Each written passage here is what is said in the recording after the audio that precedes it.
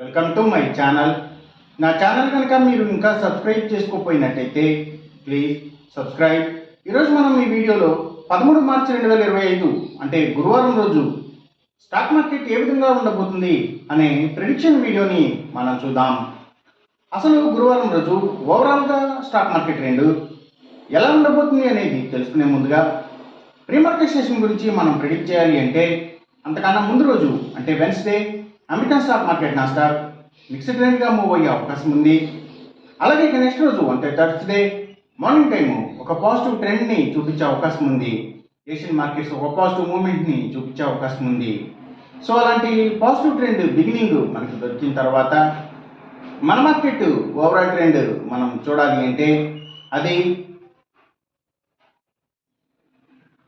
Mixed ట్రెండ్గా move అయ్యే అవకాశం ఉంది. అందులో ఎక్కువగా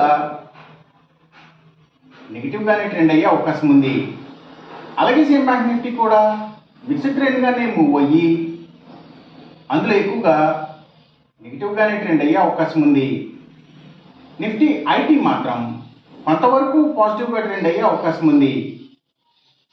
ఇక మనం ఇంట్రాడే స్టాక్ సెలెక్షన్ విషయంలో భాగంగా ముందుగా మనం గెయినర్స్ విషయం చూడాలి అంటే ఏవైతే ఎఫ్ఎంసీజీ సెక్టర్ స్టాక్స్ అలాగే ఫుడ్స్ అండ్ బెవరేజెస్కి సంబంధించిన కంపెనీల స్టాక్స్ మంచిగా గెయిన్ అయ్యే అవకాశం ఉంది.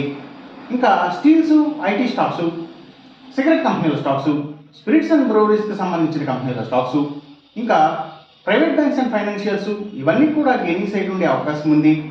అలాగే ఇంకా కమ్యూనికేషన్ సెక్టర్ స్టాక్స్ వాటిని బేస్ చేసుకుని పనిచేసే cell phone towers, cables, internet services providers, అలాగే మీడియా అండ్ టెలివిజన్ ఛానల్స్కి సంబంధించిన కంపెనీల స్టాక్స్ ఇవన్నీ కూడా అప్ట్రెండ్ని చూపించే అవకాశం ఉంది గురువారం రోజున.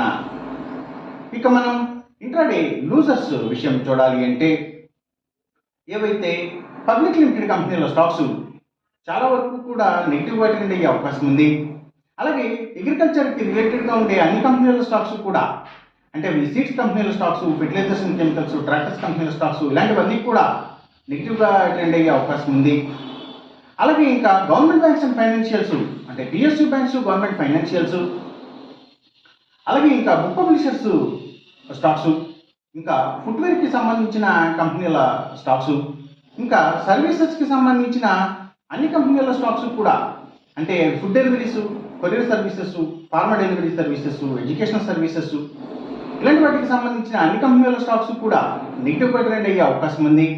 అలాగే ఇంకా seaports and harbours, ayurvedic medicines తయారు చేసే కంపెనీల స్టాక్స్, అలాగే యాక్వాకల్చర్కి సంబంధించిన అన్ని కంపెనీల స్టాక్స్ ఇవన్నీ కూడా నెగిటివ్గా ట్రెండ్ అయ్యే అవకాశం ఉంది గురువారం రోజున. ఇక మనం ఎంసీఎక్స్ ట్రేడింగ్ విషయం చూడాలి అంటే ఏవైతే